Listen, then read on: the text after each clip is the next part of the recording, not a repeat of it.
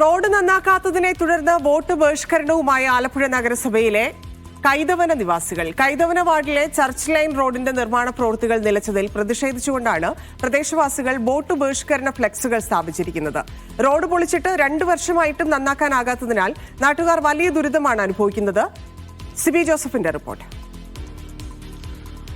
ആലപ്പുഴ നഗരസഭയിലെ കൈതവന വാർഡിലാണ് ഞാനിപ്പോൾ ഉള്ളത്. ഞാൻ ഇതിലൂടെ കടന്നു പോകുമ്പോൾ ഒരു പോസ്റ്റർ കണ്ടു. അതായത് റോഡില്ലെങ്കിൽ വോട്ടില്ല എന്ന് തീരും ഞങ്ങളുടെ ഈ ദുരിതം. വോട്ട് ചോദിച്ച് ആരും ഇതുവഴി വരണമെന്നില്ല എന്നുള്ളൊരു ഫ്ലെക്സ് ഇവിടെ വെച്ചിരിക്കുകയാണ് ഇവിടുത്തെ നാട്ടുകാർ.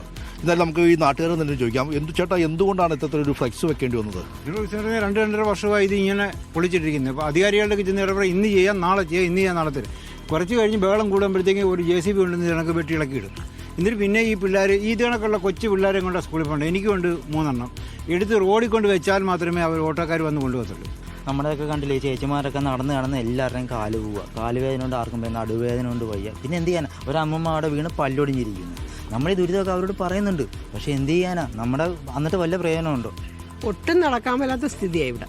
ഒരു കാരണവശാലും ഞങ്ങളുടെ വീട്ടിലുള്ള വണ്ടിയുടെ എല്ലാത്തിൻ്റെയും ടയർ 3-4 പ്രാവശ്യം ഈ 2.5 വർഷം കൊണ്ട് മാറ്റിയിട്ടോണ്ടിരിക്കുകയാണ്. ആശുപത്രി മരുന്ന് മേടിക്കാൻ പോകാനായിട്ട് ഒരു ഓട്ടോ ഇവിടെ വരുത്തില്ല.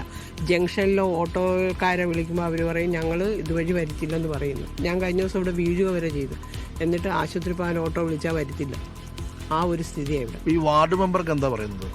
ഇടയ്ക്കിടയ്ക്ക് വിളിക്കുന്നുണ്ട്, റോഡ് ശരിയാക്കി താന്ന് പറഞ്ഞ് വിളിക്കുന്നുണ്ട്.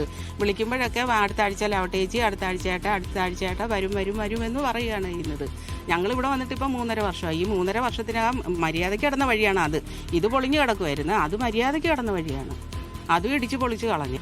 40 കുടുംബങ്ങളെ ബാധിക്കുന്ന വലിയൊരു പ്രശ്നമാണ് അല്ലേ? പിന്നെ വലിയൊരു വിഷയം തന്നെയാണ്. ഞാനാണെങ്കിൽ ഇവിടുന്ന് ഈ കിഴക്കേ അറ്റം വരെ ഞാൻ നടന്നു പോകുന്നൊരു വ്യക്തിയാണ്. ജോലി ചെയ്യാൻ രാവിലെ ഞാൻ പോയിട്ട് വന്നാൽ എൻ്റെ കാലിന് എന്തുമാത്രം വേദനകളുണ്ടെന്നറിയോ? ഇത് 2 വർഷമായിട്ട് നമ്മൾ ചോദിക്കുമ്പോൾ നമ്മുടെ കൗൺസിലർ ആയാലും പറയുന്നത് എന്തുവാ, ഉടനെ ഇറങ്ങും, ഉടനെ ചെയ്യാം.